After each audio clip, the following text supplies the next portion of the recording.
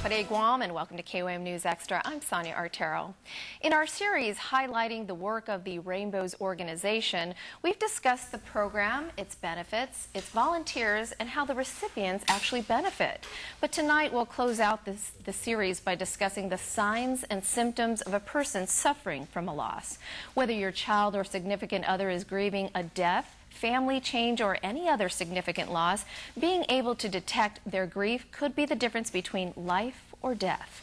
The despondency of depression is unrelenting and overwhelming. Some people describe it as living in a black hole or having a feeling of impending doom. And whatever they seem to do, they can't seem to escape their unhappiness and despair.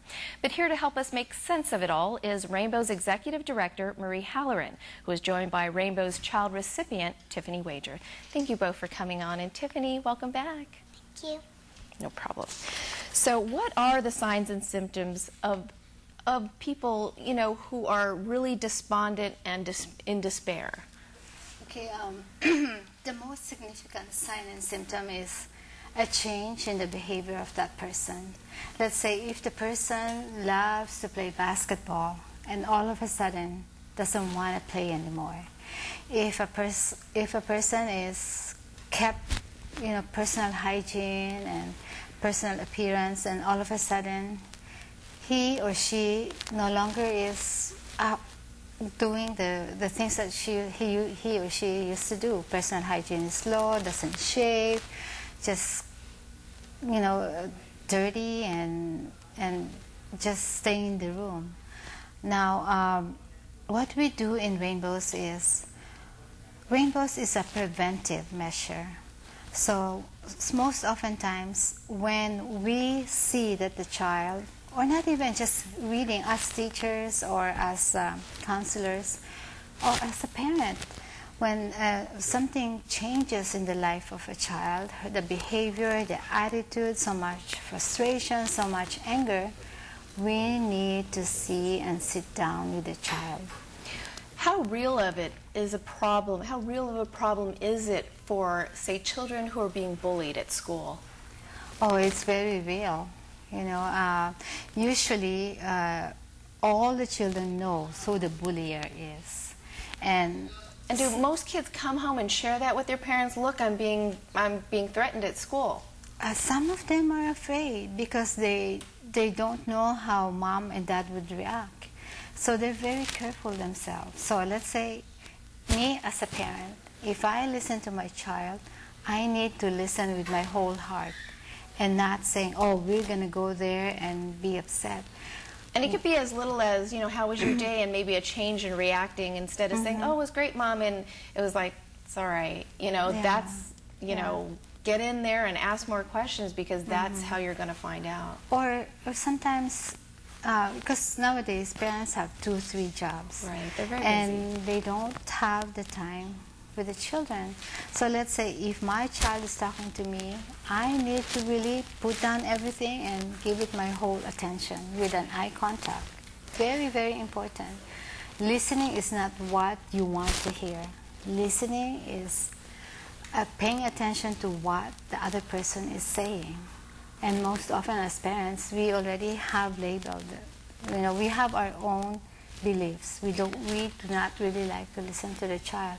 And that's the main thing what happens. Is it the same goes for someone reeling from the loss of a loved one, be it a boyfriend, girlfriend, husband, or wife? What are the signs there? Just despondency, you know, maybe not eating, not, I don't know, taking care of themselves, crying. Yeah, crying all the time. Not going to work. Sad, just apathy, loss of feelings, and, you know, you could, if you are a feeling person, not everybody is a feeling person. Not everybody wants to hear somebody's problems, you know. They're afraid. They say, oh, what am I going to do if that person is thinking of killing themselves? I don't want to be a part of that. I'm not a counselor.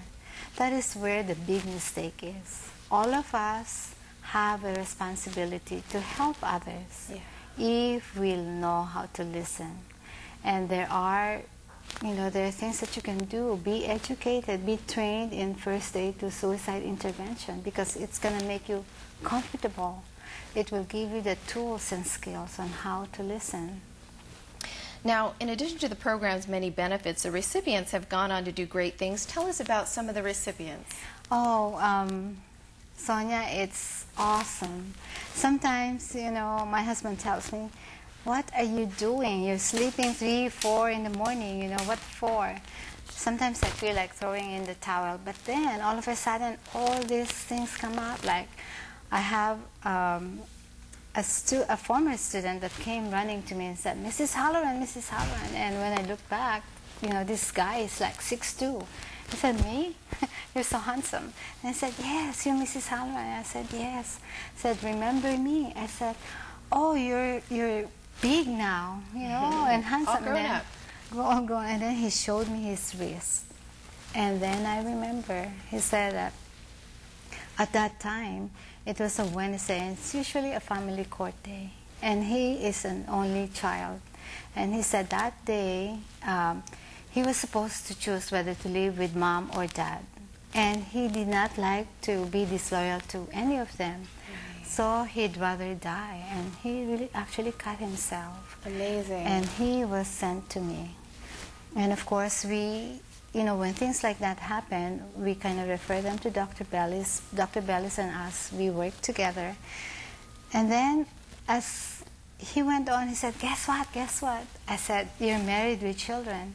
He said, "No." I said, "So what?" He said, "I just graduated from Naval Academy."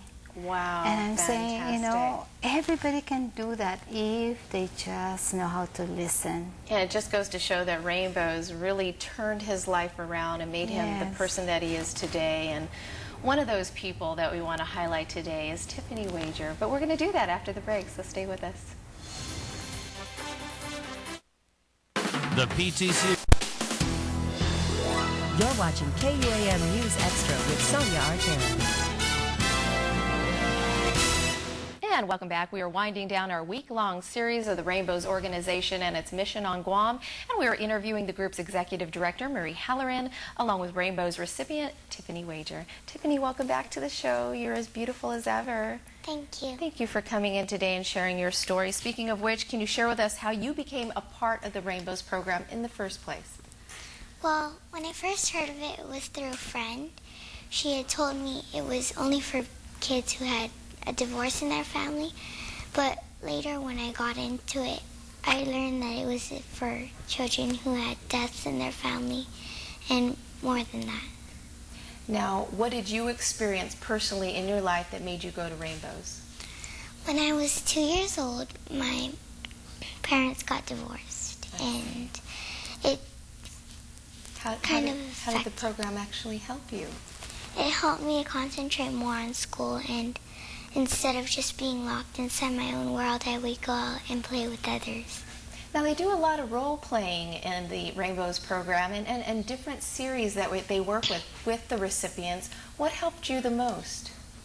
Well, when we do have a program in our class where we go around in a circle and tell about a brag or a bummer. A brag or a bummer would be, a brag is we say about something good that happened during the week or something bad. And if we don't have anything, we pass. And just talking about those things helped you? Yes. Okay.